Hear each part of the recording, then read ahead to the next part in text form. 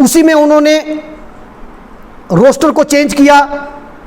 और रीऑर्गेनाइज किया, और अलग अलग, जैसे आरबीए पहले 20% थी, फिर 10%, इस तरीके से डिफरेंट कैटेगरीज को रिजर्वेशन दी और पहाड़ियों को 4% वहाँ रिजर्वेशन दी गई। जब वो एक्ट नोटिफिकेशन आया, उस नोटिफिकेशन में कहीं भी ये नहीं लिखा था कि पहाड़ियों के लिए इनकम बार होनी चाहिए, पहाड़ियों के लिए कोई मिनिमम इनकम होनी चाहिए कि वो कितनी इनकम होने के बाद उसको कैटेगरी मिलेगी। और उस नोटिफिकेशन में क्लियर कट ये लिखा गया था कि जो पहाड़ी कौन है,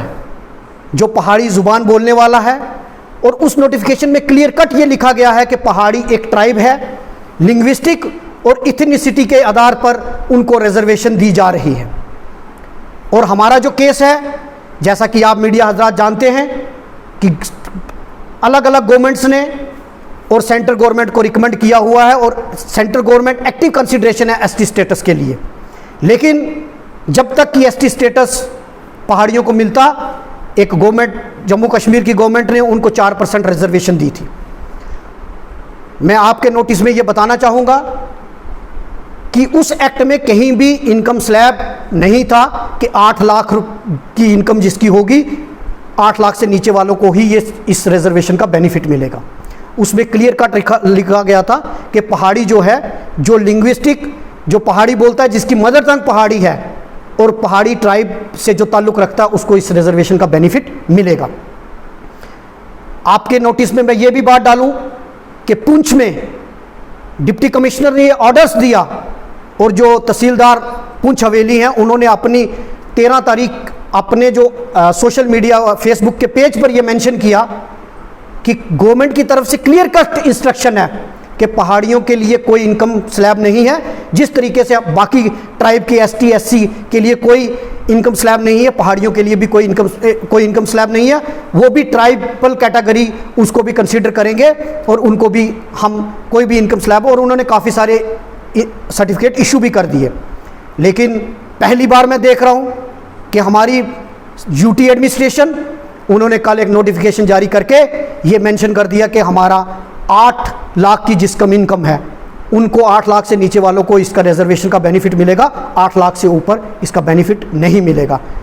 ये मैं समझता हूँ कि ये एक साजिश के तहत पहाड़ियों की मूवमेंट को दबाने के लिए, जो उनका ट्राइबल स्टेटस है उसको ख़त्म करने के लिए, ये इन्होंने एक एडमिनिस्ट्रेशन ने एक साजिश की है। और साजिश के तहत पहली बार मैं देख रहा हूँ, अगर आपको इनकम स्लैब डालना था तो आप उसी ऑर्डर में, जो आपने एक्ट बनाया था, उसी एक्ट में आप मेंशन कर देते कि इसका है, ताकि हम तब आज 4 महीने के बाद, ये तो एक मजाक बना दिया जब से हमारी यहाँ यूटी बनी है, एक मजाक बन रहा है। पहले डोमिसाइल लॉ लाया जाता है, 2 दिन के बाद उसको चेंज कर दिया जाता है। क्या लगता है इसमें कुछ पॉलिटिकल इंटरफेरेंस हो सकती है जिसके तहत ये सब कुछ हो रहा है? देखिए, ये पॉलिटिकल इंटरफेरेंस हो सकती है, लेकिन ये तो मैं समझता हूँ कि एक साजिश है। साजिश के तहत क्या मजबूरी थी यूटी एडमिनिस्ट्रेशन की कि 4 महीने के बाद कल उनको एक नोटिफिकेशन जारी करके ये स्लैब डालने की? आज तक आपने कभी सुना? अगर एससी को रिजर्वेशन मिली, एसटी को मिली, और भी किसी कम्युनिटी वालों को मिली है, लेकिन उसमें कभी भी ऐसा नहीं हुआ कि 4 महीने के बाद एक क्लैरिफिकेशन नोटिफिकेशन जारी करके उस पर क्लास डाल दी गई कि पहाड़ियों को भी 8 लाख की इनकम होनी चाहिए। तो मैं ये बात कहूँगा कि इस मुद्दे पर राजनीति नहीं होनी चाहिए। अक्रॉस पार्टी लाइन जितने भी पहाड़ी लीडर्स हैं, मैं पहाड़ी कल्चरल एंड वेलफेयर फोरम से भी बात करूंगा, उनसे भी कहूंगा, मैं जितनी यूथ फेडरेशन, एम्प्लॉयज़ पहाड़ी फेडरेशन, स्टूडेंट पहाड़ी फेडरेशन, या जितने भी पहाड़ी लोग हैं, उनसे मैं कहूंगा कि इस मुद्दे पर आप सारे एकजुट हो जाएं और इस पे यूटी एडमिनिस्ट्रेशन का जो ये इलीगल एक्ट है, इसके खिलाफ आवाज़ उठाएं, क्योंकि ये हमारी बच्चों के मुस्तकबिल का, हमारी कम्युनिटी के मुस्तकबिल का मसला है। इसमें जो सफ़र होंगे, आपको मैं ये बताना चाहूँगा कि 80% लोगों को इस कैटेगरी का बेनिफिट नहीं मिलेगा। अगर ये इनकम बार उन्होंने लगाया, 80% लोग जो हैं उनको इस रिजर्वेशन का बेनिफिट नहीं मिलेगा। इसलिए मैं ये बात कहूँगा, और मैं बीजेपी के जो लीडर हैं, क्योंकि सेंटर में उनकी सरकार है,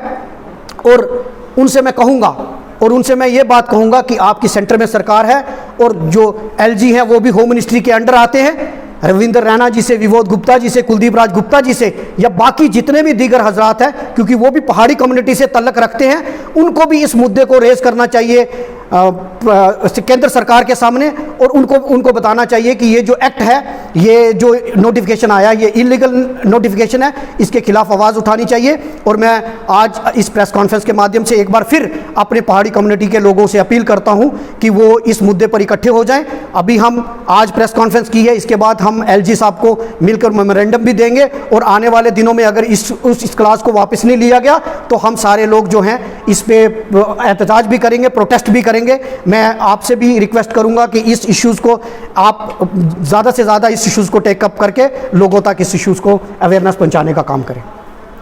रोस्टर को चेंज किया और रीऑर्गेनाइज किया और अलग अलग, जैसे आरबीए पहले 20% थी, फिर 10%, इस तरीके से डिफरेंट कैटेगरीज को रिजर्वेशन दी और पहाड़ियों को 4% वहां रिजर्वेशन दी गई। जब वो एक्ट नोटिफिकेशन आया, उस नोटिफिकेशन में कहीं भी ये नहीं लिखा था कि पहाड़ियों के लिए इनकम बार होनी चाहिए, पहाड़ियों के लिए कोई मिनिमम इनकम होनी चाहिए कि वो कितनी इनकम होने के बाद उसको कैटेगरी मिलेगी। और उस नोटिफिकेशन में क्लियर कट ये लिखा गया था कि जो पहाड़ी कौन है, जो पहाड़ी जुबान बोलने वाला है। और उस नोटिफिकेशन में क्लियर कट ये लिखा गया है कि पहाड़ी एक ट्राइब है, लिंग्विस्टिक और इथनिसिटी के आधार पर उनको रिजर्वेशन दी जा रही है। और हमारा जो केस है, जैसा कि आप मीडिया हजरात जानते हैं कि अलग अलग गवर्नमेंट्स ने और सेंट्रल गवर्नमेंट को रिकमेंड किया हुआ है और सेंट्रल गवर्नमेंट एक्टिव कंसिडरेशन है एसटी स्टेटस के लिए। लेकिन जब तक कि एसटी स्टेटस पहाड़ियों को मिलता, एक गवर्नमेंट, जम्मू कश्मीर की गवर्नमेंट ने उनको 4% रिजर्वेशन दी थी। मैं आपके नोटिस में ये बताना चाहूँगा कि उस एक्ट में कहीं भी इनकम स्लैब नहीं था कि 8 लाख की इनकम जिसकी होगी, 8 लाख से नीचे वालों को ही ये इस रिजर्वेशन का बेनिफिट मिलेगा। तो मैं ये बात कहूँगा कि इस मुद्दे पर राजनीति नहीं होनी चाहिए। अक्रॉस पार्टी लाइन जितने भी पहाड़ी लीडर्स हैं, मैं पहाड़ी कल्चरल एंड वेलफेयर फोरम से भी बात करूँगा, उनसे भी कहूँगा, मैं जितनी यूथ फेडरेशन, एम्प्लॉयज़ पहाड़ी फेडरेशन, स्टूडेंट पहाड़ी फेडरेशन या जितने भी पहाड़ी लोग हैं, उनसे मैं कहूँगा कि इस मुद्दे पर आप सारे एकजुट हो जाएं और इसमें यूटी एडमिनिस्ट्रेशन का जो ये इलीगल एक्ट है इसके खिलाफ आवाज़ उठाएं, क्योंकि ये हमारी बच्चों के मुस्तकबिल का, हमारी कम्युनिटी के मुस्तकबिल का मसला है। इसमें जो सफ़रर होंगे, आपको मैं ये बताना चाहूँगा कि 80% लोगों को इस कैटेगरी का बेनिफिट नहीं मिलेगा। अगर ये इनकम